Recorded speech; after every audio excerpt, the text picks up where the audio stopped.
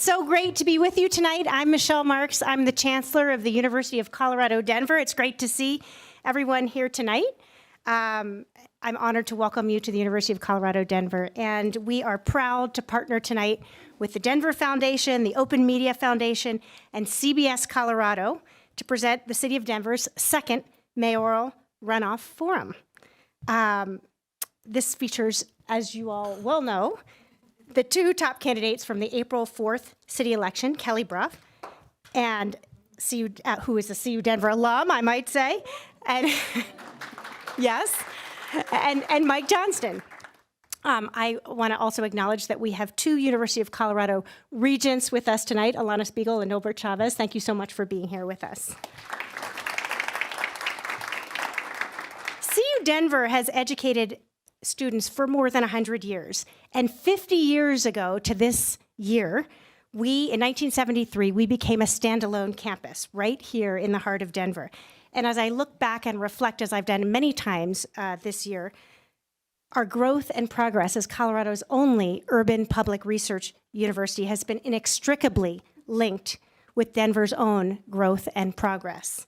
We've educated more than 110,000 graduates to help shape and lead the city, many of whom are still here working and leading the city, including Denver's current mayor over the last 12 years, Michael B. Hancock, who earned a master's degree from CU Denver in 1995.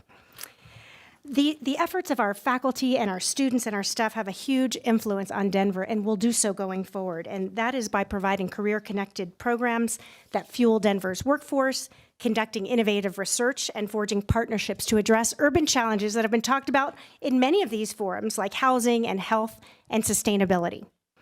And our work makes CU Denver the perfect convener for an event like this. And there are a lot of important questions that we want to hear from our candidates on. And these questions are so fundamental to our future. We're going to hear 4 questions tonight from CU Denver students who are going to lead us into that future. And some of those students represent our School of Public Affairs. Our School of Public Affairs is home to a new Center of Policy and Democracy. I'm looking for Paul Teske, the dean of this school, who you'll see later tonight. And that new Center of Policy and Democracy helps us understand how policies and how politics affect major issues that we're facing in today's and tomorrow's society. Denver's future relies significantly on higher education, and we're fortunate to share the Auraria Higher Education campus with Metropolitan State University and also with the Community College of Denver. Together, the three of us make up Denver's education and workforce talent pipeline. And our 3 institutions have a combined 40,000 students and 5,000 faculty and staff, plus over 200,000 alumni with an economic impact of $1.8 billion. And that is huge for Denver's future. And I want to recognize Colleen Walker, who's here with us, CEO. She's the CEO of AHEC, and thank you for your partnership. And also I want to recognize Marie DeSanctis, who is the president of the Community College of Denver, and also Janine Davidson, who's the president of MSU, who could not be with us tonight. Higher education are the places where big ideas begin and where they're debated and tested, and they help us chart our path forward. And we're going to see some of these principles as discussed on this stage tonight. Thank you, everybody, for attending the event tonight. And I'd like to introduce my friend and colleague, the Denver Foundation's president and CEO, Javier Soto. Thank you so much. Thank you, Chancellor Marks, and thank you for welcoming us here to CU Denver. And thank you to everyone here tonight for joining us. Welcome again to the Runoff Mayoral Policy Forum. We're so proud to partner with CU Denver School of Public Affairs and with CBS Colorado to present this important conversation. We're honored that you're here with us tonight. And, you know, perhaps like many people that I talk to in Denver about this race, you feel that Denver is at an important inflection point. Folks that I talk to talk about how important this decision on who the next mayor will be in relation to that inflection point and what it will mean in the next 10 and 20 years. The race thus far has been monumental. It's been full of very different ideas, and it's been a bit crowded, less so tonight. Today we're down to 2 outstanding candidates who have dedicated the bulk of their careers to serving this community and this state. Tonight, they will make the case on why they deserve your vote to lead the city through this period of inflection and beyond. As you may have noticed, we invited you here tonight to a policy forum, not to a debate. This was intentional. We aim for a civil discourse about the important issues at stake in this election and to hear thoughtful answers to policy questions and proposed solutions for the challenges we face here in Denver. We solicited questions from nonprofit partners we work with on topics that they and we consider to be the most pressing issues that will be in the next mayor's inbox. And we will hear from CU Denver students as well, future leaders and perhaps future mayors of Denver.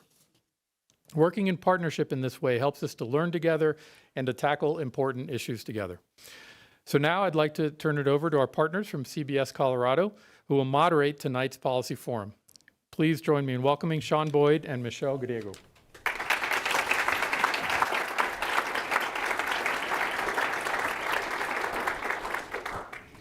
I also just want to start out by saying thank you to the University of Colorado, Denver for hosting our event, to the Denver Foundation for bringing us all together, and to our candidates. Kelly, Mike, thanks for being here as well. We're excited to have you, and we're excited to have such a big crowd with us today, and those who are also listening live as we live stream this too. So we have a few housekeeping items, Yes. right? Yes, both candidates take very similar positions on many of the key issues. So tonight we hope to ask questions that will get to the nuance of their policy positions. We're going to be asking questions on topics we haven't discussed much to date. And we solicited questions, as Javier mentioned, from nonprofit partners throughout the community. We will ask the same questions of both candidates so we can show what differentiates these two. And at the end of the forum this evening, we will hear from a few student leaders from CU Denver, so questions coming directly from the students. The format is as follows. We will give each candidate 30 seconds for opening remarks. We have a countdown clock right here. The order was determined by a coin toss.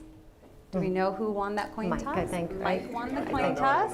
There you go. You were not present for the coin toss, but you won. We have about 60 minutes for questions. Each candidate will have 2 minutes for their answers. The time will count down on the screen right here in front of you. And this is a forum. It's not a debate, so the candidates will not present rebuttals.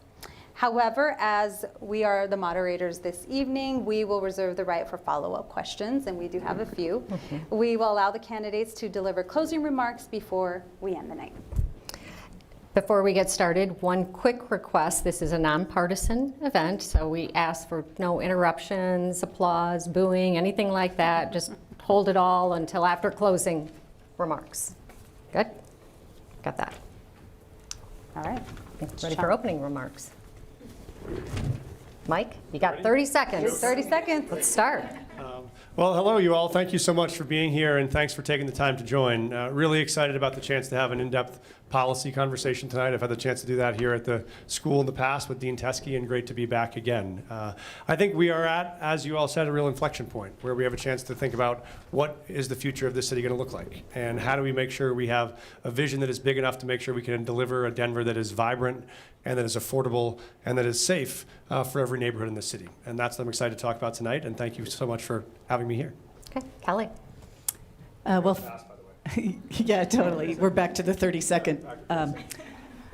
Well, first, let me say to CU Denver, when I got my MBA, who knew what I'd do with it? I spent most of my career being an executive, though, and never running for office. It feels good to be at this stage. Probably the most relevant thing I have done with that MBA that is relevant to this position is I was John Hickenlooper's chief of staff when he was mayor, meaning I was responsible for day-to-day operations.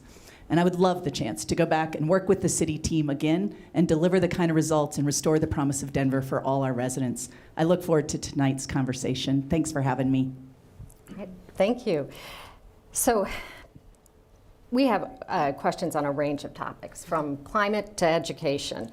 You each have 2 minutes to respond to each question.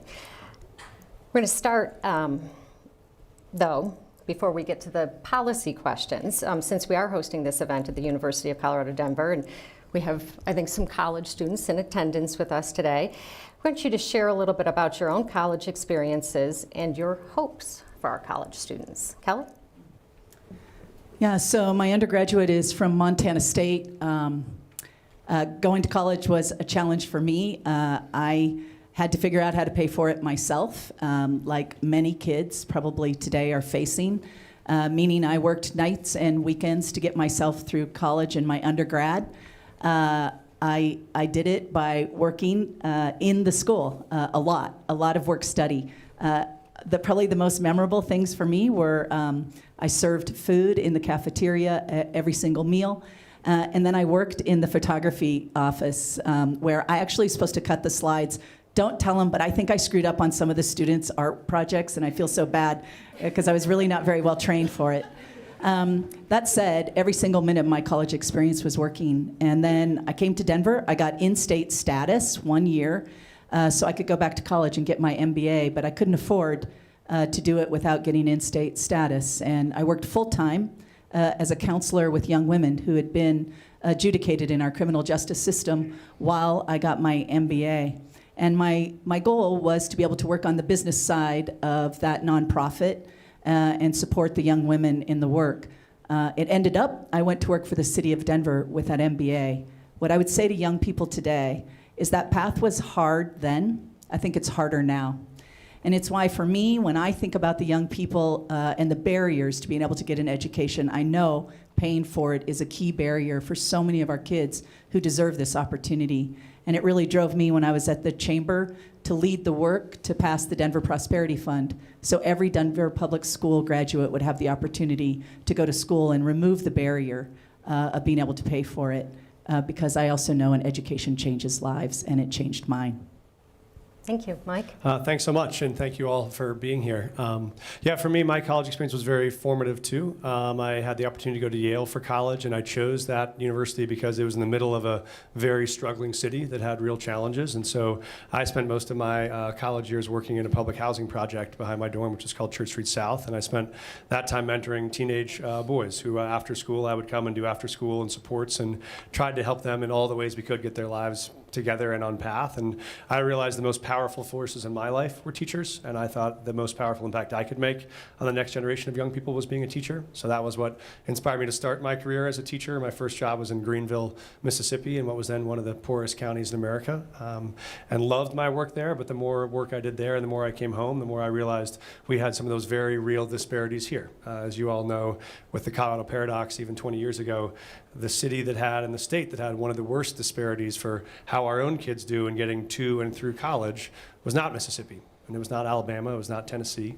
It's actually the state of Colorado. If you are a black or brown kid born in the state of Colorado, your chances of getting to and through college are as hard here as any place. And so that was what inspired me to become a school principal here, and I ran a school up in Thornton, which was, I think we were very proud of for the fact that we succeeded at getting 100% of our seniors to graduate, and 100% of those seniors admitted to four-year colleges, only to find then that many of those kids could not actually go to college in Colorado because they were undocumented. And so my first real effort into politics came around trying to fight to get my students access to the same in-state tuition that the rest of the students in Colorado had, so that the doors of college were open. One of my proudest moments probably was standing with the governor over at the Auraria campus the day that bill was signed, and the day thousands of kids in Colorado for the first time could see the doors of opportunity being open for them. And so I think now what we know is we have to make sure that opportunity stays affordable and stays accessible for kids all across Denver, because we know right now we are not doing our job at delivering that promise to every neighborhood. I remember that day, too. I was there with you. Michelle? All right, so we are going to switch over now to climate and environment. So this next question comes from Black Parents United Foundation. The nation looks to Colorado for solutions to addressing the climate crisis.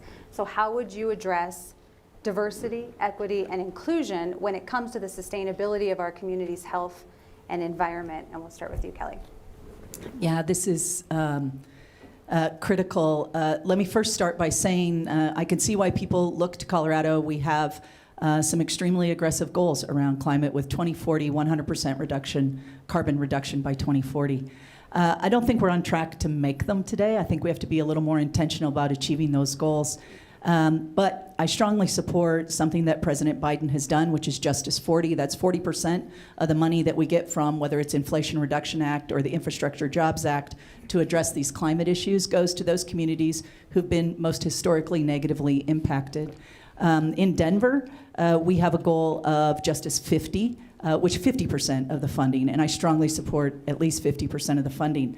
And I think this means communities like Globeville, Elyria, Swansea, those communities that we know have suffered the greatest impact in our history, allowing us to go directly into that community and identify with them what are the smartest things we can do. Everything from where we place solar panels on our public buildings, where we have the opportunity to put electrification, but also electrifying their homes so that we can save them money in their utility bills more quickly and improve the cleanliness. But you can't ignore Suncor as a contributor to some of the climate issues we face. And these are the issues that we're going to have to deal with as a region and a state. And exactly that's what I would do as mayor, is start working to address. We know the fines for Suncor today are not correcting the behaviors that we have seen historically. I saw the governor has said we have to stop providing the waivers.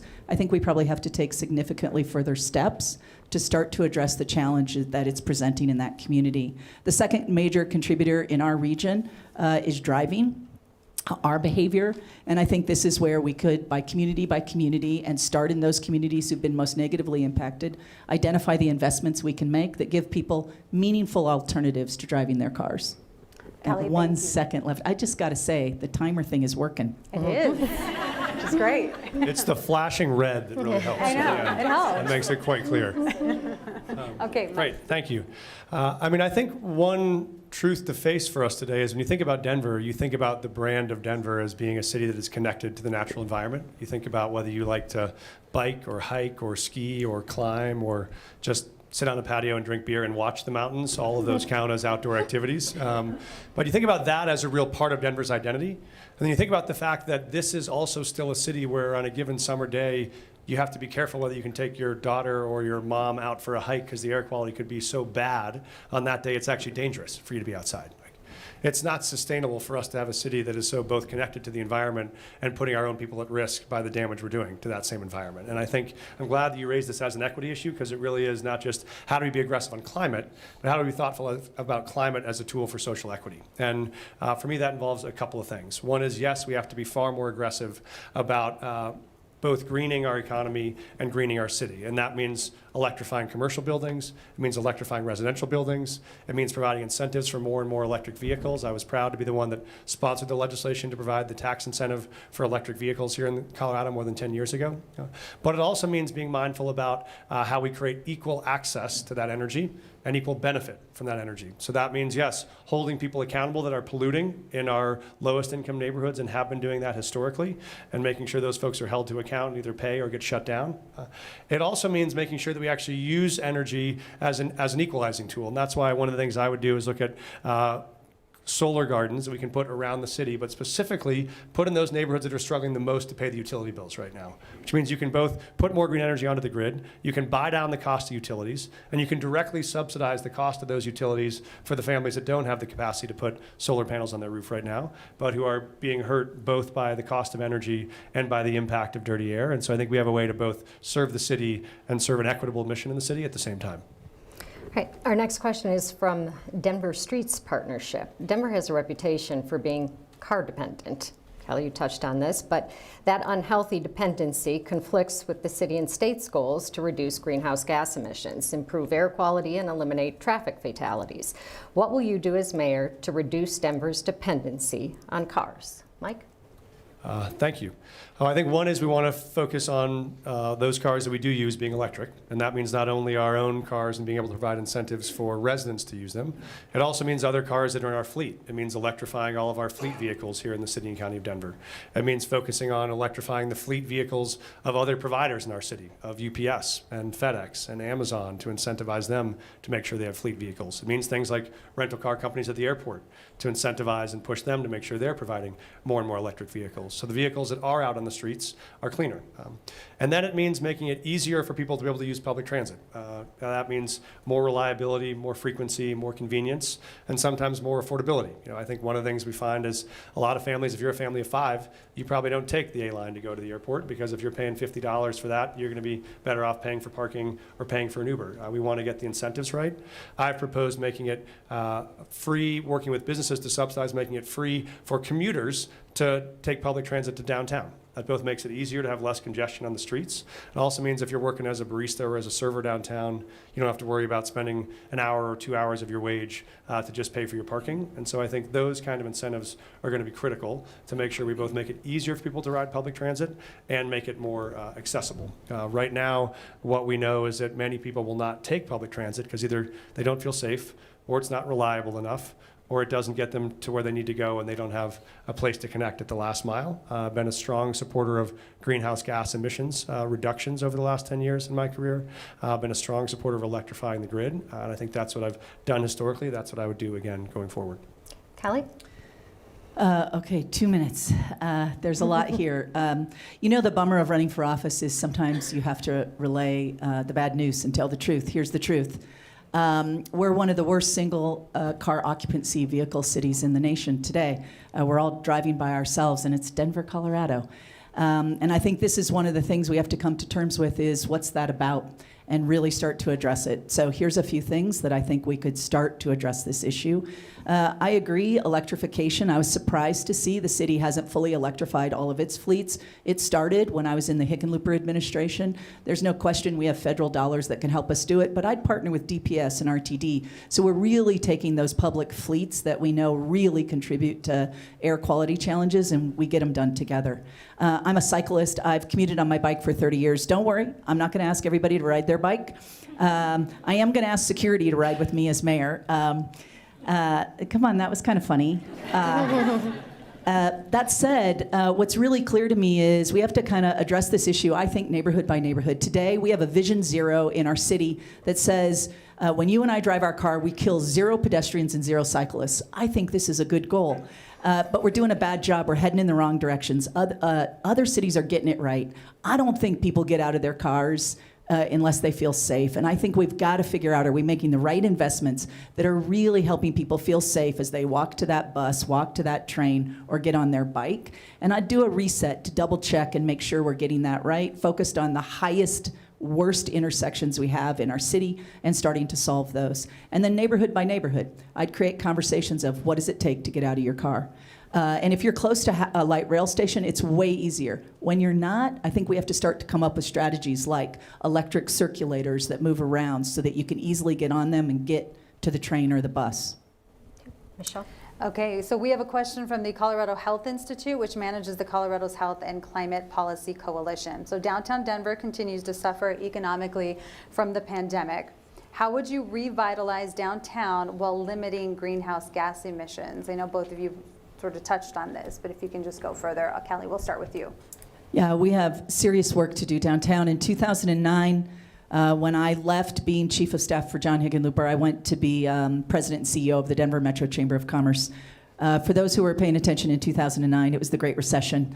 And it was a challenging time for business and to figure out how we were going to rebuild jobs. My primary job there was to attract and grow local companies and jobs in Colorado. And we were pretty successful through the Metro Denver Economic Development Corporation. I would do some of the same things I did then. Really focusing on industry by industry, where are our opportunities and how can we grow jobs? I'd stop the STEM. We've lost about 1,000 businesses downtown already. We have 5 office buildings that are being handed back to their lenders because they can't make their payments. It really is a crisis.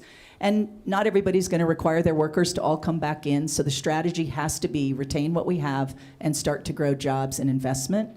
I also think we need to relook at, because this is connecting to that question of how don't you make it a negative impact on greenhouse gases, is how you get an eco-pass today. And I'll give you this example. When 90% of the businesses I represented at the chamber were small businesses. In RTD, often when you would negotiate for an eco-pass, a larger company could negotiate a lower price. We need to have a very low price for every employer. Everybody buys in because it's so inexpensive to buy it for your entire workforce, and we start to have everybody at least remove the barrier of buying the ticket, getting on the train or the bus, and increasing the likelihood you might use it. I think that's one strategy. But I also think we need to build even stronger downtown, and I think the opportunity will present that this becomes more of a neighborhood where we have more people living here. There are buildings. Republic Plaza today is looking at potentially transitioning to residential. 1600 Glenarm did it back in the day. This is an opportunity as well, and I would help facilitate that transition of residential downtown. Kelly, thank you. Mike? Thank you so much. So I had the opportunity to be the CEO of a downtown company at Union Station the last 3 years. So we've lived through these last 3 years directly, and we know exactly what the risks are. And I'll tell you, one of the things that I found when I talked to my own employees or to other businesses who were either wanting to move downtown or who were worried about leaving downtown was they would say, I'm just not sure I feel safe walking to and from my car in downtown. I'm not sure that my employees can afford to live in Denver if we were to move our business here or to keep it here. And those are the most dramatic issues that we hear. And they're not sure how they can support the population of folks who are unhoused in downtown. It used to be 5 or 10 years ago when you talked to business leaders, the questions were about what are your tax structure, or what are the incentives you can provide to bring businesses here or to keep them here. That's not the conversation now. The conversation now is really, we love Denver. We're worried that we can't afford to have our employees live here, or we're worried that they wouldn't feel safe if they came downtown to work. So I think job one for us is getting back a real sense of safety and security in downtown. That means a couple things I'm sure we'll talk about more. It means making sure we can get folks who are unhoused access to safe, dignified, and stable housing, and to do it quickly. That's why I've proposed building micro communities around the city where we can take half-acre lots and put tiny homes where people get access to the services they need to get back up on their feet. It also means increasing our presence of first responders. It means making sure we have both officers, we have mental health workers, we have EMTs and paramedics, so that you have the right first responder responding to the right problem. So if someone is in a mental health crisis, you don't send an officer. You actually would send a mental health worker, because an officer is likely to make that situation worse, not better. But by being able to reestablish that sense of presence, a lot of people don't feel like they have a relationship where they can walk home from a Nuggets game or walk to the parking lot because there's not any law enforcement or presence visible. We want to reestablish that basis of real community-based policing, where people are out walking beats, talking to neighbors, talking to business owners, and having people know this is a place where they can work, they can play, they can visit. I don't think it feels that way right now. Thank you. So in the past few years, Denver has made national headlines for its policies and programs to combat climate change, as Michelle mentioned. The people voted for the Climate Protection Fund sales tax and Waste No More in 2022. City Council approved the Energize Denver Building Performance Policy and Pay As You Throw. There are also the e-bike rebates and the millions of dollars that the city is providing to electrify buildings and homes. So we have two questions here. And if you've already answered these, which you have answered some of them, and you want to do a shorter answer, that's fine too. Do you plan to... Gentle encouragement. Right. Do you plan, we have a lot of questions. Do you plan to continue these policies, or do you envision changes? What will be your signature climate policies and programs? I'm going to throw a third one in there. How do you make sure your environmental policies don't increase expenses for people who are already struggling economically? Not sure who started last. Did you, Mike? Is it Kelly's turn first? I don't know. Kelly started Oh, first okay. last Mike. Okay. Great. So yes, I would keep and implement the policies that have been passed. I think the Climate Office offers a tremendous opportunity to use resources to be able to drive far more aggressive outcomes on climate. I also think there's more that we can do, which I think the idea behind the Climate Office was not that you would have one silo of city government that would focus on how you made a greener Denver. It would actually be that you integrated that into all parts of what the city does. And so what I would be looking for as a leader of the Climate Office, who is actually directly connected and directly in partnership with all the rest of the offices in the city. So we're thinking about how everything we do from the airport, how could we try to make DIA the first airport in the world to not have to rely on fossil fuels, right? How do we be able to set big, ambitious goals that could drive us towards being a leader on climate? And so I think that is what I would do, both in terms of preserving what we have, but really looking to integrate our functions across all of city government. And I do just want to come back to you. I think that part of the way we do this is to really use climate as a focus on equity. So you're using climate to reduce people's costs, not to increase people's costs. And this is where the electrification of buildings is a good example. Many folks have not loved paying their utility bills the last couple of years. And when you see the great variation in gas prices, that's driven a lot of the increases in those costs. The ability to both move our utilities to electric and to do that to stabilize costs over time for families and for businesses, and to do it by prioritizing building that renewable energy in communities that have longest paid the highest prices. When I had my community office up in North Park Hill for 10 years, our utility bills every month were more than our rent. And so if you have old buildings that don't have energy efficiency, what you want to do is provide incentives for them to be able to put in new furnaces, put in double pane windows, do the energy efficiency improvements that we could help finance that we know drop the cost for consumers and increase or reduce the impacts of greenhouse gases on the climate. Thank you. Kelly? I really appreciate this question, and maybe the reason it resonates so strongly is my family lived on a tight budget when I was a kid, and we received assistance from government as well. And so I'm going to take your question to kind of the trash fee, right? The reason Denver started to charge a trash fee is because we're not great recyclers compared to other cities in the nation. And we're trying to motivate the behavior we need. But what we know is we have a number of families in our city who they can't afford that fee. So it produces about $27 million in our general fund, that fee that we now pay. That's the estimate. And we've created a program in Denver where we can allocate that money back for families who can't afford to pay.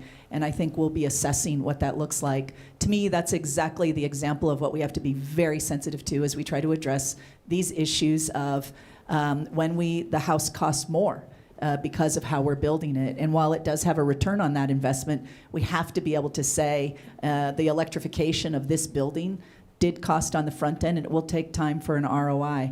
And I think this is where maybe the city can play a more significant role of helping providing that funding or securing it in front end. That said, there's also tremendous opportunity today. The Inflation Reduction Act, the Infrastructure Jobs Act, if you've looked at these dollars, this is like New Deal kind of money. It's big money. I think we could be working harder as a region to bring those dollars home and help make sure our residents aren't bearing on the front end the cost of some of the transition and the goals we want to achieve, and instead making sure we're bringing our federal dollars here to help us do that. And I would really prioritize that. Thank you.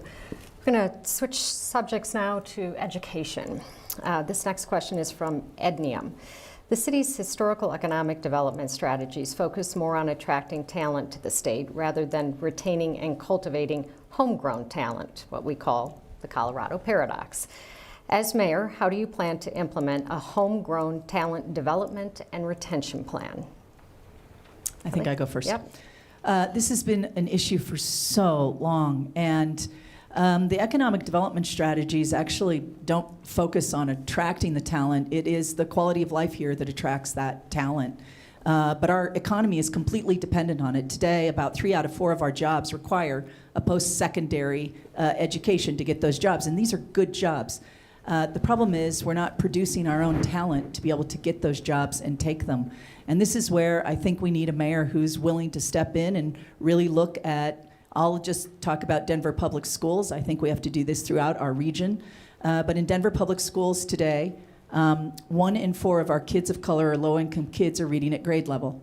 Now, why should you care about that is I'm dyslexic. I was taught to read by my teacher in 3rd grade.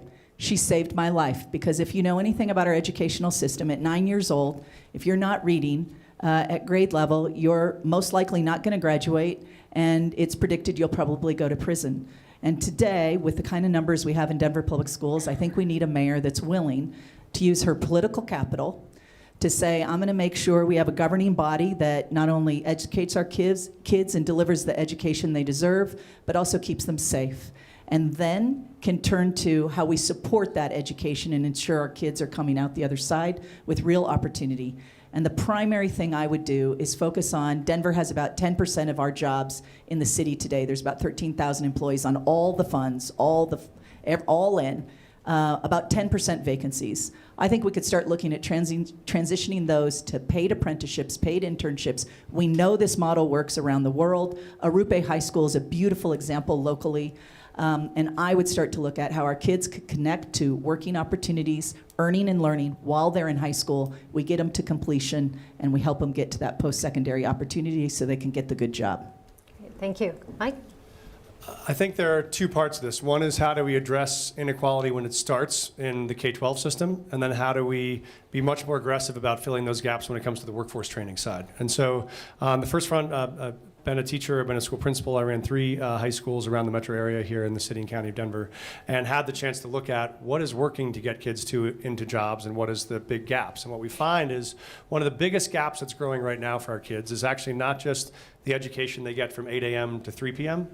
It's all of the educational opportunities that happen outside of school. It's what happens in the evenings and summer, on the weekends, and those are only available to families who can pay for them, which means those gaps are getting bigger and bigger. And so I helped launch a program that provided after-school programming to students who receive free and reduced lunch so they can get tutoring in math or science. They can go to the science camp at the Science Museum over the summer. They can be a part of a competitive robotics team if that's what they choose to do. So we want to help close those gaps both of passion and of skills to make young people more ready to be able to enter college or the workforce if they want to. The second is we know we have a big challenge, which is a lot of the young people or people who are looking for jobs have the risk of being in a job that they're not sure they want to leave, to go into a training program that might cost them a lot of money, have them pick up debt, and then still not get a job that pays them a living wage. And so we've proposed growing a program that would offer workforce training. You could choose a university, you could choose a training program where you could enter without having to pay up front the cost of that training. And we ensure that on the back end, you'd actually get placed in a job that pays you $40,000 a year or more. And if you don't get placed in a job that actually makes you a livable wage, then you don't have to pay any of that training cost back. If you do, we share the cost between the employer, between the city, and philanthropy to make sure you actually create a pipeline that encourages people to say, you can get the training for the job that's out there, the job we need you to fill, the job that could pay you a more livable wage if you're willing to make the jump to get there. Thank you. So this leads me into the next question. This is a question from Movimiento Poder. What policies and resources beyond academics do you believe schools and the community need to provide to support students' well-being and achievement, and what would be the city's role? We'll start with you, Kelly. A few things. I'll start by sharing with you an example of how critical I think the role of government services are to helping our kids both connect in community and also make choices that allow them a future and they can see a future. When I was chief of staff for Mayor Hickenlooper, the chief of police came to me one May and said, we're seeing a serious rise in gang violence in the city, and it's primarily our youth. And often a chief's response is, if we can put more officers on the street, we could address this issue. What we know, I hope you know, is more officers on the street doesn't address issues like that. Instead, we opened our rec centers for free. It was the first time in the city's history we did it, and what we found was a reduction in our kids, both as victims but also committing crime.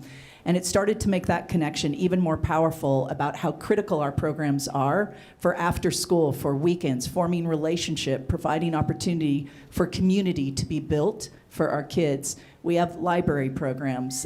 We have a number of ways I think that we could partner more closely with our schools to make sure our kids have opportunities to not only be in community, but to also be with adults. The other thing I'll add is I do feel this opportunity for apprenticeships and internships not only exposes kids to careers and gives them a chance to see and experience different kinds of jobs throughout their high school career. The other thing it does is really connects them to adults, meaningful connections that can last through their lifetime and help them network basically to find those opportunities when they're young as well.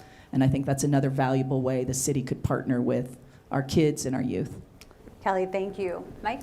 Well, it's unfortunate I preempted that question because the entire program we built with Movimiento Poder. And so they were the partners and I think designing this same solution they were pushing for, which is they knew how significant the challenges were about kids not having access to after school and summer programming. They knew how unequal they were based on income. And they knew if you do nothing about that, you're never going to close the achievement gaps that exist or the opportunity gaps that exist. And so I think those are very important. I'll add another thing that I think is critical to equity in terms of educational outcomes. We also knew we lived in a state where up to 3 years ago, you could have 25 5-year-olds who came into kindergarten and they would all have a wonderful day learning until about noon. And at noon, about half of those kids would have to get on the bus and go home. When they asked their teacher, like, why am I not staying for the second half of the day? It's because those kids couldn't pay for a half day of kindergarten. Because we had a city and a state that did not provide full-day kindergarten. In the same way that we had a city and a state that did not provide access to preschool for all kids, but particularly those kids who needed it the most. And so I was very proud of the fact that when I was at Gary Ventures, two of the things we worked on was both the effort to finally, after years and years, deliver full-day kindergarten statewide across Colorado, but more importantly, lead a coalition in 2020 to say that's not enough. We know what we really need is to provide universal preschool. And so was able to bring together a broad coalition to pass a ballot measure in 2020 that created universal preschool for the first time in Colorado. That will roll out this fall. And importantly, will include, yes, 10 hours of universal preschool for everyone in the state, but we'll really focus on providing full days of preschool to those students who we know come from the families with the greatest need. Because what we don't want to do is expand those achievement gaps right as as kids enter into kindergarten. We know about the million-word gap from what they've had access to previously. We have to compensate for that gap by making sure they get more high-quality opportunities and making sure those kids get to preschool and get to and through, which also allows moms and dads to be able to stay at work for a full day, which is both a workforce opportunity as well as an educational equity opportunity. Great, thanks. Our next question is from Educate Denver. Students are more scared than ever to attend school. What should be the role of the mayor and the city in making sure our schools are safe? Given the mayor's role in oversight of the police department, what should be the role of Denver Police in working with DPS? Mike? I'm really glad you asked this one. So I've spent a lot of time talking to students around the city, particularly been on multiple marches with East High School students. And there are a number of things we have to do. We know in many situations this starts with prevention. It is about how you get young people connected to positive peer groups early before they get at risk of negative peer groups. We also know it's about intervention. It's about once you've identified young people who are at risk because you have someone, for instance, with a previous history of bringing firearms to school, you have to then wrap around all the services that include both therapy and parental support and family support and school interventions. But it also means we need policy change. And I've both had the opportunity to fight these battles and win them successfully, to take on the NRA twice, once to pass universal background checks and also to pass high-capacity magazine bans. But there's more work to do. We know there's more policy change needed, including expanding our red flag measure right now, because as of this year, one of the key people in a young person's life who could not identify someone who is a risk to themselves or others was a teacher. The person most likely to know if a kid's at risk could not file a red flag concern. That needs to change now. But it also does mean that part of what I heard from teachers and parents over and over is they also want to know that their kids feel safe in their own building. And what they asked for me after both the first shooting at East and the second shooting at East was to say, we do want, as part of this protection, to be able to have school resource officers in our building. I said early on in the 9 News debate, I believe that schools should be able to choose if they want those security officers in their building. And when the school board said we refuse to do that, I said if the school board continues to refuse, I would deploy DPD myself directly, because I don't believe that an ideological school board should stand in the way of parents and student safety. After the third shooting, I called for that again, and I was glad when the school board reversed their decision on that. But I think we need to be able to see our job as a school board first and foremost as keeping kids safe, supporting high-quality teaching and high-quality learning. And I think that's the job the mayor has to work with the school board to deliver. And if the school board can't deliver it, the mayor has to do it directly. Thank you. Kelly? The most fundamental responsibility of government is to keep you safe. This is one of those issues. Early last fall, I've spent most of my campaign in people's living rooms and coffee shops in your neighborhood. And early on, I was hearing from students and families then that they would like the option to have SROs back in their schools. I think there was a lot of agreement. I think one of the things a mayor could do, and frankly it happened during this campaign, is really making sure our school board is listening to their schools. But I also want to highlight, I think there's a distinction. Depending on where you were in the city, what that looked different for different schools, and I think that's important too. In some schools, they feel like having SROs back in but unarmed, or plain clothes, or to me, I think what the next mayor has to do is help our school board, one, ensure we have a school board that you have the confidence is listening and is responsive, but also make sure we're recognizing community's experience with our officers is vastly different throughout this city. And we're capable, in this day and age, to be able to deploy our officers in a manner that can meet the needs across that spectrum, and you don't have to have a one-size-fits-all. And the last question that is coming up today on this issue is the question of who pays if the school doesn't have money. I want to be really clear. The safety of our kids is all of our priority. If the city needs to pay to have those school resource officers back in those schools, we pay. And we will figure out later then, how do we reconcile that and what does it look like? But to me, that should be the last concern we have as we're trying to figure out how to keep our kids safe. I do have one more thing. I lied. That was not my last thing. My last thing is this. When our kids have to lead on work that is around keeping them safe, we should all say, shame on us. We have not done enough. Doesn't matter what we've done so far. We have much more work to do, and we have an obligation to do it. All right, so we want to move on to economic development. Diverse small businesses, and this question is from Small Business Majority. Diverse small businesses are the heart of every community, yet we are continually struggling to operate, or businesses are continually struggling to operate in Denver due to high rental costs, due to gentrification, due to developers and our city's fostering of big business. So how do you plan to prioritize small business support in your administration? Kelly, we'll start with you. Yeah, I love this question because this was my job at the Chamber of Commerce. 90% of my 3,000 members were small business. We really, that's why we existed, to be honest. And in 2012, we were recognized as best in the nation, our Small Business Development Center, in terms of our ability to support, grow, successful small business in this state. By 2018, though, we really dug into the data, and what we found, women and people of color were not having the same level of success in starting or growing their businesses. And so I think there are some specific things we can do as a city.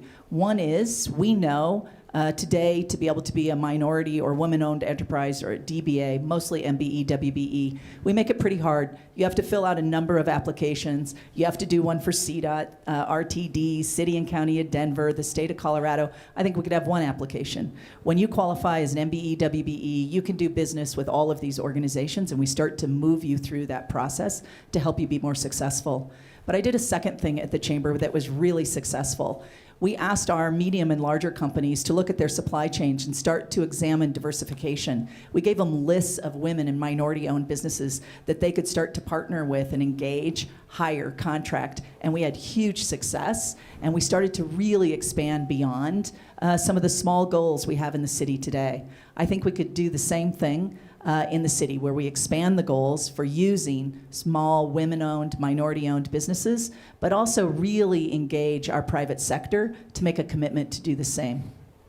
Kelly, thank you. Mike? I think this is a scenario where the city has really missed the mark. When you think about what our core job is as a city to support small business. So I'll give you an example. Fatima Dickerson, who's the owner, second generation owner of Welton Street Cafe, which is the oldest historically black-owned business in the city and county of Denver. They have been operating for 40 years, very well beloved, hit the same crisis everyone else hit during COVID. We're trying to recover, needed a small bridge grant to be able to get themselves reopened while the whole community was clamoring for them to reopen. Fatima has been waiting 18 months from the city for a $50,000 roughly bridge grant to be able to get the business reopened. What we know, if you are Fatima or any other minority business leader, is you already know if you go to banks, you have a very good chance of being turned away. You already know if you go to outside investors or venture capitalists, you already have a very good chance of getting turned away. The place you ought to be able to go that is willing to bet on you every single time should be your city. Should be the city who says, you know, we're willing to take risk on entrepreneurs because we know there's a chance of failure, but there's a much higher chance of us betting on entrepreneurs who are local, who bring real unique value to our neighborhoods and our communities. And our job ought to be begin with early capital and with risk capital that we are happy to take to say we would rather make a bet on a community leader like her to make sure she's going to bring back an iconic neighborhood location like that than to stand by and do nothing. So I think that requires shifting our approach to what our role is, and our role ought to be to cultivate more places that feel uniquely Denver and more neighborhoods that feel uniquely Denver. So you would come someplace and say, oh, let me tell you the place here in town I want to take you that you'll never find anyplace else. And I think we have been too slow and too ineffective to back those entrepreneurs who are already putting so much at stake to try to be successful. We ought to be able to have their backs and have their backs much more quickly. I had a question about that. Legacy businesses right here, Welton Street Cafe, Coffee at the Point, another one, right? I mean, we're talking about, and I guess I want to know from you guys, how do you define small business real quick? I would probably do 40 employees or less, something like that, 40 or 50 employees or less. Okay. Typically, the federal government defines as 500. Typically in Colorado, we say under 100. Under 100. Yeah, and micro is when you get down under 10. Right, right. Kelly, I don't know if you want to jump in here since Mike has touched on this, but does the city have an obligation to help those legacy businesses in this city that are really struggling? You know, we mentioned 2 in 5 points alone. Yeah, we're foolish not to. Listen, this is exactly how you build a city. But I'll give you another example of, I think, what was a good program and didn't work and why it didn't work. So downtown today, we have a lot of retail vacancy along the 16th Street Mall. There was a pop-up program structured by the Downtown Denver Partnership, put small business into it, diverse businesses. And it was a wonderful opportunity. Here's why none of them were willing to come in person. They didn't feel safe downtown. Fundamental responsibility. So it's not even just the loans or and frankly, the city's in the business of giving loans. This is about the efficiency of the operation now. The city is committed to this obligation. We just couldn't get it done timely. Downtown, I think we have to be able to also make it safe. So people come, and there is a business there when you get there that we can help grow and be successful. All right. Our next question is from the Center for Community Wealth Building. What specific steps will you take to shift more of the city's contracts to small, local businesses, particularly those owned by people of color? Mike? Great. I want to talk about 2 things. I think you were both how we shift those contracts and how we build wealth in those communities where we're potentially looking at development. So I think the first is, yes, we want to be able to make sure that when you are building projects, the city ought to be able to speak with our values. With our values means, yes, we want to make sure we can get a project that's affordable, but we also want to make sure we're going to get a project that's going to pay a livable wage, that's going to support families to be able to have access to benefits, and they're going to support the entrepreneurs that are building our very community to be successful. And so I think you want to prioritize all of those things, including who are the locally owned businesses, who are the minority and women-led businesses, and who do we think are the best first partners for this contract. The second thing I think we want to do is actually change the paradigm for how we think about development right now in the city, which is right now what's happened is in a lot of times you'll go into neighborhoods that have been underdeveloped, and you'll have an investor that will buy up a bunch of land, and what happens is that development gets built, and a small number of people get very wealthy, and a lot of folks who lived there before get pushed out. That is why you see neighborhoods gentrifying over and over. I think there's a different way to approach this. It was how do you think about how we can build wealth collectively in those communities? And so I have an idea called Neighborhood Investment Trust, which is the city could come in and contribute. If we own a piece of land in a neighborhood like Globeville area, Swansea, we could contribute the land to a deal, and we say, okay, we gave you the land, that means we own 30% of this deal. When you build and develop some commercial, some retail, some residential, when that's fully built, we're going to take our 30% ownership, and we're going to distribute that 30% ownership to all of the residents of Globeville who were in that neighborhood before this development came. Which means now, if there's a dividend to pay each year, it's getting paid to the very neighbors who built that neighborhood. If it gets sold 10 years from now at twice the price, the folks that literally build wealth over that development are the folks who built that neighborhood in the first place. That's a possibility where you have a real partnership around allowing neighborhoods to grow in a way that doesn't push out the folks that built them in the first place. Okay, thank you. Kelly? I've talked to so many small businesses who will tell you we have real barriers. Bonding requirements, I'll just give you as an example, right? A small business being able to bond at the levels that are required, often significantly even beyond what the project is that they're bidding on, and so it makes no sense. Historic requirements for performance. Well, if you're a brand new company, you don't have the historic requirements for performance. But I think probably the most egregious thing we do as a city is we pay you very slowly. And when we pay you very slowly, a small business can't hold on long enough to wait for that payment. I actually think there's some pretty simple things we could change in our systems and our structures to really say to our smallest businesses in Denver today, you can do business with us. And we can make it easier and remove the barriers and get you in the ballgame. Specifically the minority-owned businesses? Yes. Yeah. That is probably the greatest challenge for new companies starting up because they don't have the personal wealth, where I can put my house up or the other things that sometimes happen with companies. Okay, we're going to switch to some housing questions. This first one is from the Community Economic Defense Project. You may have heard Denver made a top 10 list recently that no city wants to be on. It's there once again. Redfin says that it's among the cities with the highest net outflow, or people looking to move out of the city. There are a lot of Denverites, renters and homeowners, who are barely holding on to housing. So how do you support them? In other words, how are you thinking about short-term housing stability and keeping families out of homelessness alongside your long-term affordable housing plans and shelter plans? Kelly? Yeah, prevention is key if we're going to really start to address the challenges we face around homelessness. And a number of cities in the nation are doing a much better job. Here's some of the things that I really think could also work in Denver. Master leasing. This is pretty common, and we really don't engage much in it at all here. The example here would be, as mayor, you might say, I'd like to lease 3,000 units for 3 years. In essence, what you're starting to do is buy down some of the price of that rent. You also lock it in for 3 years. Most importantly, what you do is you get the phone call before someone's evicted, so you can actually help ensure you're keeping them housed, so you're a backstop for them. And this is critical. Because often it's small amounts of money that are resulting in someone losing their housing today, and it's much less expensive than what we're doing today of trying to take people out of homelessness. I'm going to share another example with you, though, that rehouses people really successfully in Charlotte, North Carolina. They started to engage the private sector in rehousing people. These are folks who've been unhoused. About 40% of the people unhoused in our region today are estimated to have jobs. And what they did in Charlotte is the private sector created a foundation. That nonprofit will underwrite the risk of rehousing me. So they'll pay the deposit. They'll pay the rent if I can't pay the rent. And if I have to be evicted, they'll pay to have me evicted. Here's what they found. They rehoused 90% of the people they rehoused using this program, signed a second year's lease, and cost less than $1,000 per person per year. I think those kind of programs where we're underwriting the risk so somebody else gets the call when something goes wrong in your life instead of being evicted, unhoused, and then trying to come out of homelessness, I think would be much more effective. Thank you. Mike?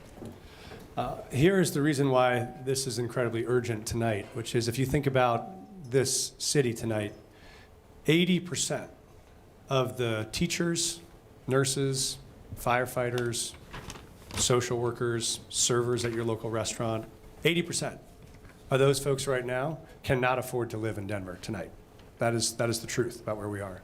They're paying 40, 50% of what they make for rent, which means you can't possibly pay the rest of the bills in your stack if you're doing that. I was talking to a woman at a coffee shop who's the manager. She's been there 10 years, worked her way up to the manager. She's got a daughter. She's raising on her own. And she spends every month worrying that if the rent goes up at the end of this month, they're not going to have a place to live anymore. We can't afford to have a city where the folks that serve this city can't afford to live. And so what we have to do is we have to make sure that we can actually build units that will stay permanently affordable. This was why I spent the last 2 years on Proposition 123. I'm building a statewide coalition for the first time in history to take on affordable housing at scale and to put $300 million a year into affordable housing. But what that will do in Denver directly is it will mean I would, as mayor, build 25,000 permanently affordable units over the next 8 years. That means if you are making $40,000 a year, you can live in one of these units as a first-year teacher, and you are guaranteed that your rent never goes up over $1,000 a month if you make $40,000 a year. Your rent doesn't go up unless your income goes up, which means you don't have to worry each month that you're going to be pushed out. And more importantly, that unit is deed restricted to stay affordable forever. So you don't have to worry if some new landlord comes and buys the building, that they can say, oh, sorry, new owner in town, we're jacking up the rent $300 a month. That kind of protection gives you the long-term stability to say, okay, this is now a city where I know I want to take a job as a first-year teacher, and I can start building a family here, building a life here without being worried that every month I might have the risk that I can't live here anymore. Thank you. I think Mike has a crystal ball because I'm Once going to again. talk about Proposition 123. It provides interventions for a spectrum of income earners. So Kelly, I'll start with you. What policy and funding recommendations would you pursue that will create new and preserve existing housing explicitly for extremely low and very low income individuals? And we're talking about $24,000 to $40,000 a year. So first, I have to start by talking about Proposition 123. And I feel like I have to tell you the truth about Proposition 123. Two things you should know. While, yes, we passed it at the state of Colorado, the first thing you should know is Denver doesn't qualify for a single dollar of that money today. It requires that permitting in Denver be done in less than 90 days. And today, it's about 18 months that Denver takes to go through that process.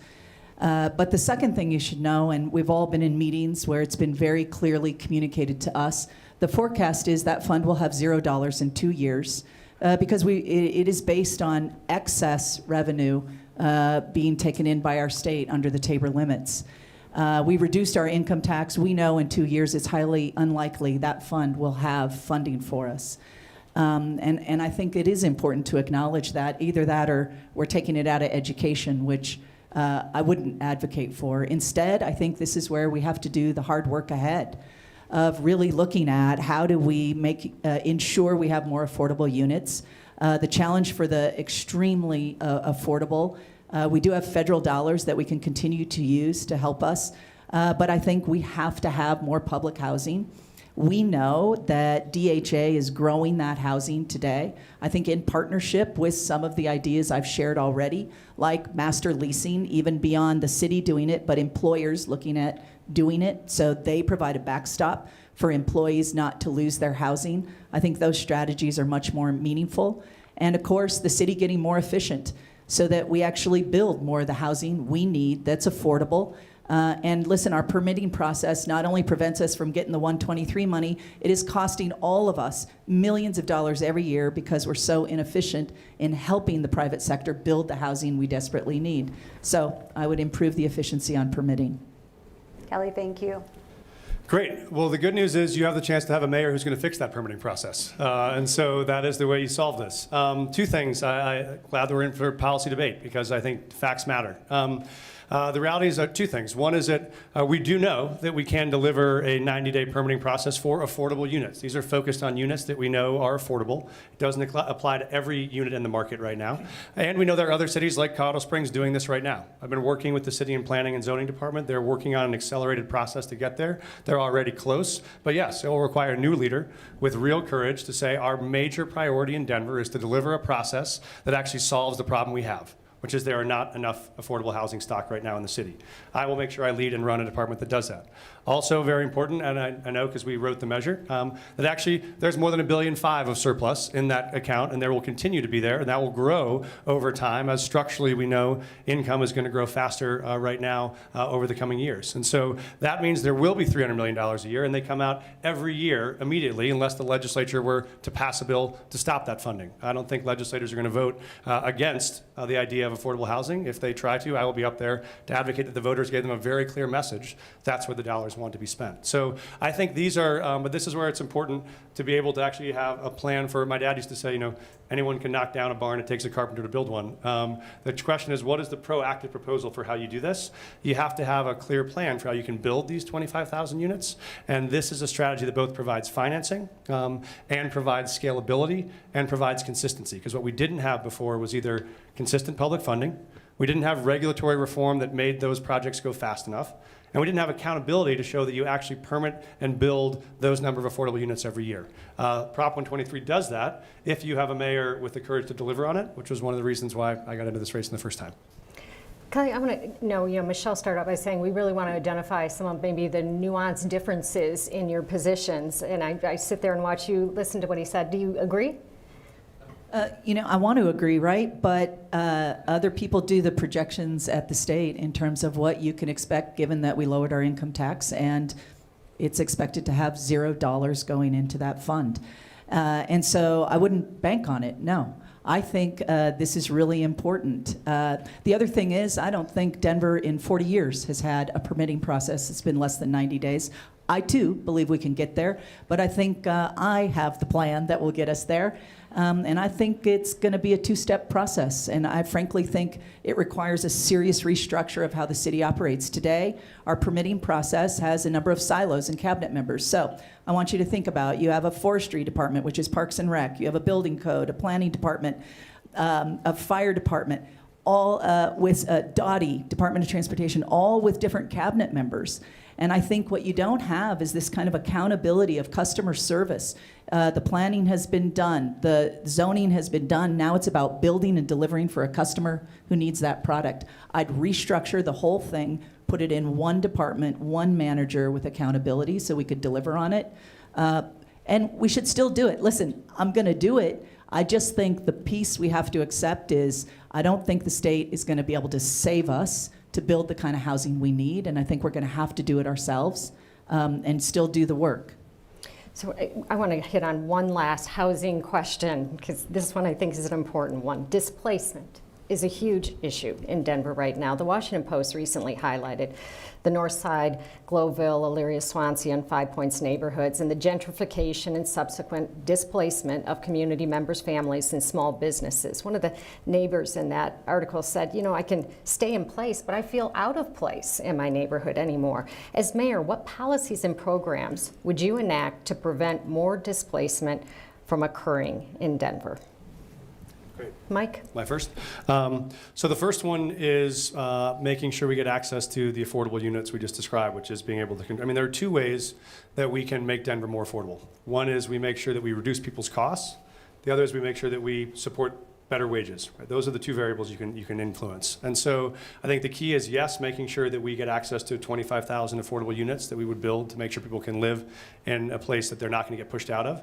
But the other part is really home ownership. We know that families want to be able to stay long-term in the neighborhoods that they've built or that they've grown up in, and that renting is not a path to do that long-term. So we want to move people towards home ownership. And I've done two things already on this. One is we built a program called the Deerfield Fund, which was focused specifically on Black and African-American families who were getting displaced from their neighborhoods and being able to actually get access to buying homes. What we knew was the biggest obstacle was down payment assistance. You could not, if you had the income and you had the credit, but you didn't have a down payment, you wouldn't be able to actually get into that home and stay in that home. By providing up to $50,000 of down payment assistance, families can get into that home. They can stay there as long as they want. Whenever they refinance the home or sell it, they can pay the money forward to the next family. And so we've done that already as a very successful innovation in the city. I would expand that citywide to provide that kind of down payment assistance to families across the city who are either first-time home buyers or first-generation home buyers.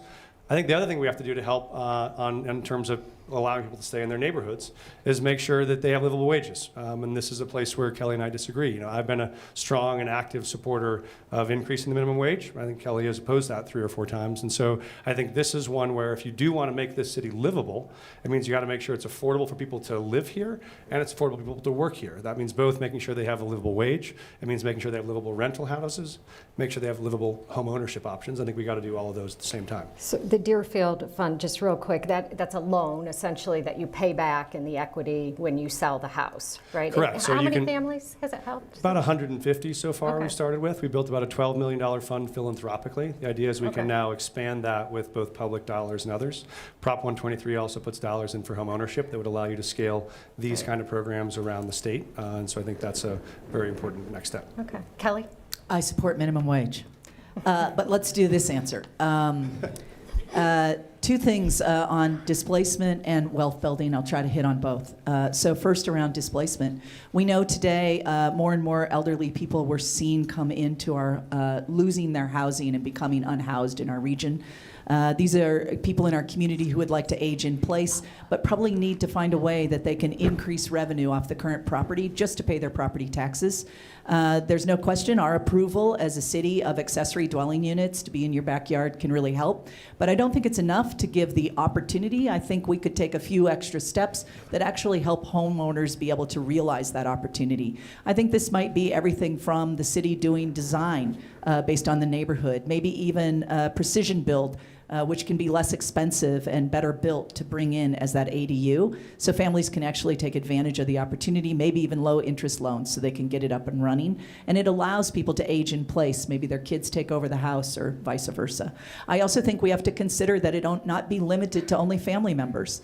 I think the argument, right, this is about making sure that we're providing affordability. And if it's limited to only family, you actually can't rent that then to a non-family member. And I would start to explore with City Council how we could change that zoning limitation. A second issue, though, is home ownership, as we were discussing. We know Denver's becoming whiter and wealthier. And so you could see why people say, I don't even feel like I belong here anymore. I think we have to, neighborhood by neighborhood, start to look at all the places, and I'm particularly interested in publicly owned surface parking lots. because it's publicly owned land and it's like land banking. I got the chance to tour this in Munich, where it's almost like you're building on top of the surface lot. You can still park there. 100 affordable units for families, for sale product that now you can live in a neighborhood you never could have afforded. Your kids can go to a school they never could have accessed. And we start to recreate the Denver that we value, where we're all living together in community, building social capital. You touched on how these neighborhoods are changing, so I do want to ask a follow-up question on that. I grew up in North Denver. I grew up 2 blocks away from my grandparents one way, 2 blocks away from my cousins another way, and several friends. I don't think anybody I grew up with really is in North Denver anymore. So the neighborhoods have changed over time. It's been a long time since I was young, but, but the neighborhoods have changed so much.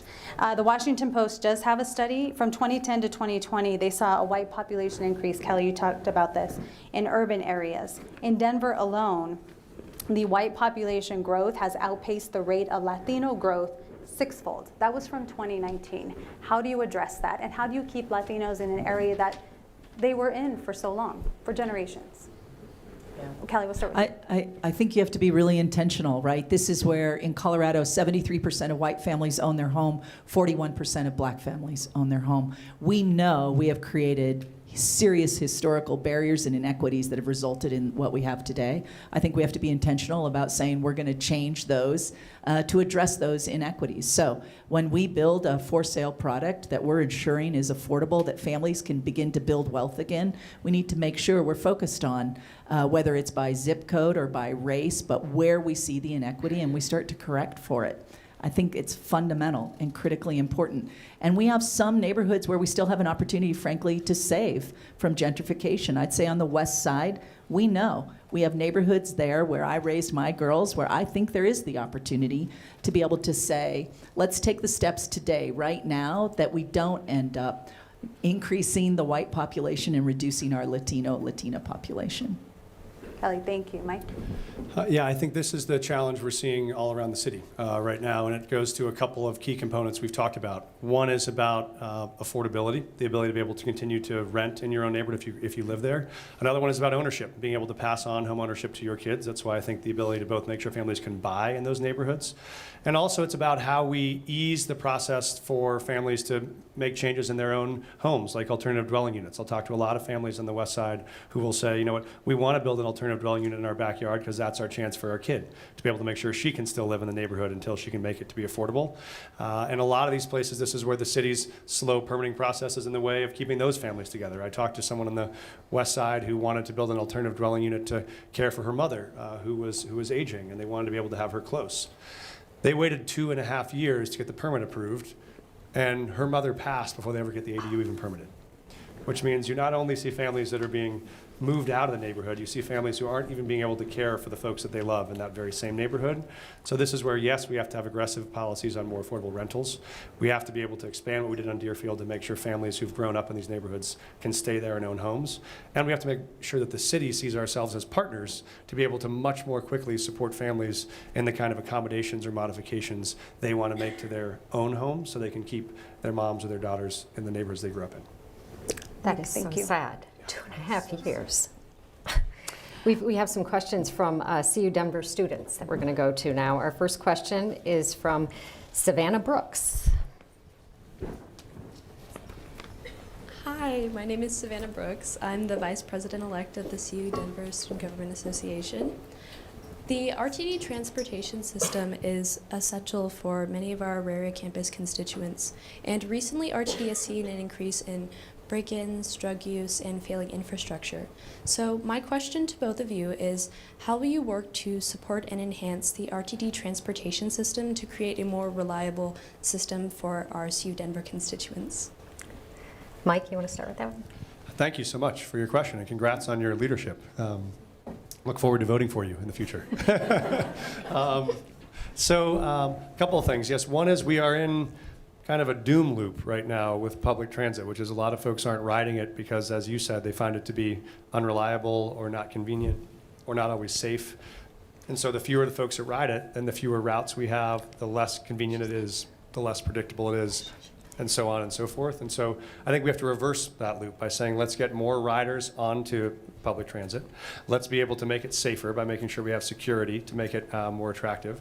And let's make sure there are convenient and regular routes, because the more people you get on it, the more routes we can add. And so this is why I think we have to stimulate more use of public transit. The state, you saw, did an August free public transit move, which was to try to encourage people to try it again or try it for the first time. And that was very successful. We don't have the resources to make it free to everyone right now, but I think where we start is with young people and students and commuters. People have the most obligation to get to and from downtown, to make it cheaper for you, to make it easier to access. And the more of folks that we can get riding it like you, the more we can get more predictable routes, and the more we make it attractive for other business leaders and for other workers to be able to use it. So I think this is going to be critical. As you know, public transit is both a cost saver for people, it's both a climate saver for people because it avoids us putting more and more cars on the road, and it's much safer. It avoids the risks of traffic deaths that we talked about for pedestrians and bikers and others. And so, and it also gets more vibrance back to downtown. So we want to make it as easy as possible for more and more people to come back to downtown, particularly those students who are going to be leading the city over the next 20 years. So thanks for your question. Kelly? Yeah, I mean, the answer isn't too different, but I would add a few things. I think I think about, so when I'm not commuting on my bike, when it's snowy on the ground, or I typically take transit. And like you, I think there is a hesitancy today. I literally took it a couple weeks ago, and it was late at night. Not really late. I can't stay up that late. Not as late as you can stay up. But it was probably 9:30 or 10 o'clock, and I jumped on the train to go home. I'm not supposed to, some of my team is here and they're going to be mad at me for doing this. And I was like, oh, I feel perfectly comfortable, until I didn't, right? I was the only one in the car, and then some other folks got on, and I was like, I'm not as comfortable today. And it really resonates for me that when more people are on, you feel safer and more comfortable. I think one of the challenges is we definitely have to make sure, for people who are unhoused and have nowhere to go, that we actually change our shelter system and and we get people to permanent housing where they do have some place to be. So they're not trying to find shelter in spaces that might make someone more uncomfortable. I know that will help. Our transit police are different than our Denver police, and I think there could be a closer partnership in working together to make sure that you're feeling safe and getting the support you need when you are riding. But I also think this is a huge land use issue. We have to build more around those transit stops. This is where our affordable housing should be going. It not only makes your life easier, it saves money, it reduces water, it improves air quality. That's really, as we think about our future, where we should have our density and our development. And then the last thing I want to throw in here, because I have 20 seconds, is this issue of how you pay for it. Because it is a barrier. Students, every semester you're thinking about, will I get it again for this year? Will the school pay for it, or won't they pay for it? Our employees are the same. I think we have to come up a new way that we pay for transit as residents here, so that it removes that barrier of paying. Kelly, thank you. Our next question is from CU Denver student Bria Combs. Hi, I'm Priya Combs, and I am CU Denver's SGA president-elect. So as Chancellor Marks mentioned earlier, we serve about 40,000 students annually from the 3 different institutions. And so my question for you guys today, how do you both think about working, and how do you anticipate working with CU Denver and our other Auraria campus constituents to enhance student learning, student development opportunities, and also community partnerships? Oh, I love this question, and wow, thank you for your service. You may have a bigger job than we're going for. This is so key, both for student learning, but frankly also for learning with employers, folks in the workforce today. The benefit of working together. So I'll share with you a big reason I love paid apprenticeships and paid internships is it brings in young people. When my daughters were teenagers, they were perfectly willing to tell me how stupid I was every single day. And sometimes they were right. And it's so healthy to have people coming in, challenging the way we do things, because we get so used to doing them. But you also challenge us in ways around technology, where you may find it more natural and easy to think about how to use technology differently. I think being able to connect you to current workplaces for your learning, but for our learning. And then the last thing, and I think this may be the most important one, is we have real cultural barriers that are existing throughout every institution we have in this nation. We need our young people coming in early and often, helping us look at how to break those barriers down, because you will see them faster than we're seeing them. And I would say it's fundamental and critical. So I also think every single employer has to recognize no more unpaid internships. Like, that has got to go. We know that is for limited people who have privilege and access and money. And for many of us, we have to be paid. And I would say those are the things maybe we could shift our thinking as a society that says we pay you to learn with us because you also help advance our work. Kelly, thank you. Mike? Congratulations, Madam President. Great to meet you. Thanks for being here. I am delighted also. I serve on the Board of Trustees at Metro State, so I'm one of the partners to help try to govern your campus, and I'm so excited about so many things. I think we have missed a real opportunity for Denver to be a much better partner with this campus. I mean, you are the crown jewel in the middle of downtown Denver, and we ought to be able to make that the academic center of the city. So for me, that means a couple things. One is I think we should add a lot more housing on that campus so more and more students can actually live on that campus, not just because it's good for you, it's good for us. Actually, we want you to be hanging out and at dinner or talking to people or hosting events in the evening time to activate that campus. We want to be able to bring more commercial and more retail onto that campus. You got places to eat and places to hang out and places to shop. And I think the other benefit is that helps connect the city back to you. We want to be able to have you hosting the kind of thought leadership and the guest speakers and the seminars that draw the mayor and the city council leaders and the business leaders and the legislators over to come to you to listen to what ideas that you're thinking about. I think that's the really huge opportunity. And then, as you all know, we're very proud of the fact that campus educates more Coloradans, and particularly more Coloradans of color, than any other campus in the state. And so when you think about what our real workforce is to provide the high quality, diverse talent this city so badly needs, we are literally sitting on that magnet. And so I think part of what that connection does is build the stronger relationships between you and the business leaders who want to hire you, and the mayors who want to hire you, and the city council people who want to hire you, and the businesses who are spending a lot of time searching for talent outside of the city, and they only got to walk 20 feet across the street to find you. But I think the more we can do to build that relationship between the city and the campus, I think would be really exciting. So looking forward to having you as an advisor. Thank you. Our next question is from CU Denver student Sean Burns. Hello. It's really nice to be able to speak before you guys today. I'm a CU Denver student, and I'm also a student under Dean Teskey in the School of Public Affairs. The past several years have created a landscape of increased political engagement and political integration across the United States from young voters. My generation, understandably so, has also become more apathetic towards government due to the rise and fall of so many attempts at meaningful change in de jure and de facto legal and political environments. Frankly, why should Aurora students vote for you, and what meaningful change can you bring in policy and law to satisfy your young constituency? Mike? Great question.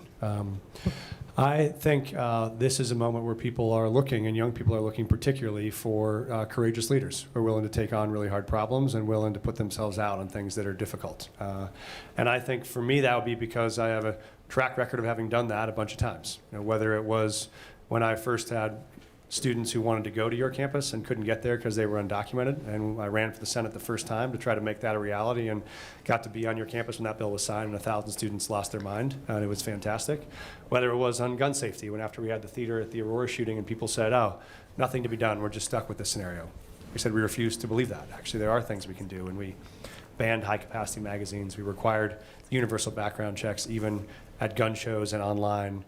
Or whether it was on something like how do we close the wealth gap, which seems like too big and impossible of a topic to handle until you can start to drill down to what are the biggest drivers of the wealth gap, and they really are access to home ownership. And the gaps really are access to down payment to get to home ownership, which is why we built Deerfield. Or on things like universal preschool, which for 100 years it seemed impossible to get to until we found a way to make it possible.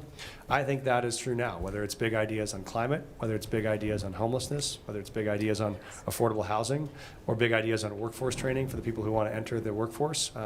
I think I've tried to always lead by listening to the folks who are closest to the problem and then be able to swing big at the problems we know make the biggest difference. And I think what we're going to need now is a mayor who's willing to build really broad coalitions and then be able to deliver really historic results on these big problems. And I would be honored to have you as a partner in trying to do that. Thank you. Kelly? The question makes me a little sad, right? Because you just got to reflect on that the next generation is dismayed with what they see in our nation and particularly around politics. At the same time, I have to say, having been an employee at MSU Denver, it has the honor and distinction of being one of the most engaged institutions in the United States of America when it comes to voting. And so I'm not giving up either. I think there's good reason. And I don't think it's just our young people who feel some of the dismay that you've described, right? I think we're all sick and tired of the fighting and blaming. The never shall two sides ever meet or come together and find a solution that could actually be implemented. That we spend our time convincing each other of what's wrong with each other instead of what's possible. And then we tell you what we're going to do to solve your problems instead of inviting you to help build that future and shape what we should be doing. For me, those are probably lessons I've learned in my life. Probably some of them probably the hard way. What I would say to you as mayor that I think would be appealing, no matter your age, would be how I approach leadership in the work. That I actually bring people together who not only disagree, but actually dislike each other. Because I think that's my job. That to solve issues or address real challenges, it requires that we're willing to admit when we're wrong too. And I have, and I will again. It also requires, though, that I give you real voice and the real chance to tell me what you think we should be doing. And I will do that as well. Because here's what I really believe. We cannot make progress on these issues if we don't give voice to the people struggling with them the most today. And I would need your help.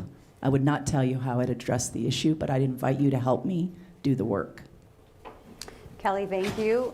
And thank you to the students for Yeah, all of the wonderful questions. Great. Well done. So we do have a closing question, and I think this is interesting. Please share the one idea your opponent has that you would implement or build on. It's a tough one. Yes. It's a good one. We actually have two. We're going to ask Yes. you to answer this question, 1 minute answer. Yes. And then I have one last follow-up to that. I'm sorry. Great. I'm happy to go first. Yeah, go ahead. Yeah, I think there have been a lot of great ideas on this campaign. That was the beauty of 17 candidates, is there are a lot of people with great ideas. And one of Kelly's that I particularly liked is, I think one of the challenges to your question is how do we make the RTD a better functioning system? And I think one of the challenges people have right now is most people don't know their RTD board members, not sure if they elected for them. Many times people, no one runs and there's a vacancy and you have to write someone in. And so I think it's not always the most functional board. I think one of the things that Kelly proposed was the idea of, do we potentially have either a mayoral appointees on those boards? Do you have a partnership of mayors from around the region that would put together either add members to that board or would together potentially help lead the governance of that board? I think some way to keep that board more directly accountable to the city governments that are directly served by them, I thought was a great idea. Thanks, Mike. Kelly? I think what really resonates for me that Mike talks about is, and this probably comes from my own childhood, but being able to, as a kid, participate in activities after school and not feel like, it's money that keeps you from doing it. I think it's critically important that our public schools are a huge success, that we provide significant support, and we ensure our kids in those schools get the opportunity to play sports, be involved in activities, build relationship outside of school, and that really resonates for me, and I'd keep trying to figure out how we do that. Very nice. Now I'm going to ask you, which specific plan or approach proposed by your opponent do you disagree with most? So this is one that you disagree with most. This is tough, though, because, listen, I want it to be true. I want Prop 123 to have the money so we can get the job done. I think for me, what I disagree, I respect the forecasters at the state who said it may not be there, and so I think that's just hard for me to say it will. Mike, what do you disagree with Kelly on?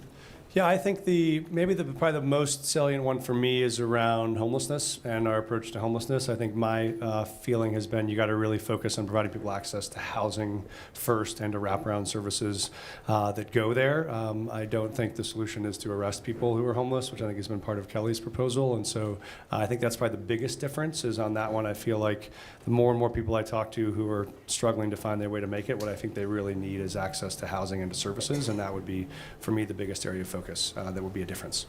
And we are talking about, since I did a different forum, arresting those who refuse to leave, right? Who say, I don't want to go to a shelter, I don't want to go to... save someone's life, yeah, instead of leaving them to fend for themselves.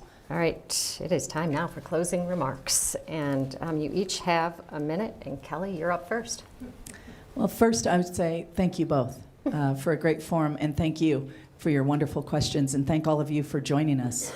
You know, through this entire campaign, I have shared my family's story. Not because I think I'm a victim, not because I need sympathy. I actually think my family's really strong. I share it because I actually think it's the story of so many in Denver today. I lost my father to violent crime, and so for me, you know, when I look at crime today, my team is focused on preventing crime and supporting victims and their families. My family received government assistance.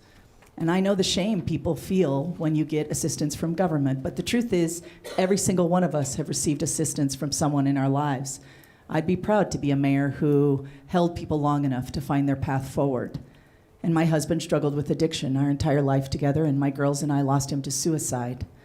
And I know it's community that helps family get through those issues.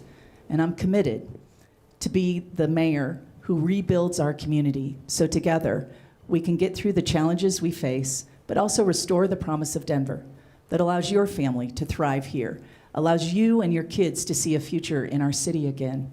And it would be my honor, and I would love to have your support to be able to do that work. Thank you. Mike? Thank you so much for having us.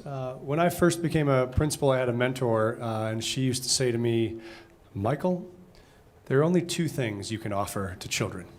She would say, truth and hope. And I feel like the same is true as we look at Denver in this moment, which is there are hard truths to face about where Denver is, and there's real hope in what's possible. The truths are, yes, we know that at one of our flagship high schools this year, we've not had just one or two, but 3 shootings on that campus. That's a hard truth. We know 80% of the teachers and nurses and firefighters can't afford to live in the city tonight. That's a truth. We know that tonight when we go home, 1,400 people who are homeless will be walking around downtown Denver looking for a sidewalk or a park to sleep in. That is a hard truth. But the hope is much bigger than that, which is we know that these problems are not unsolvable.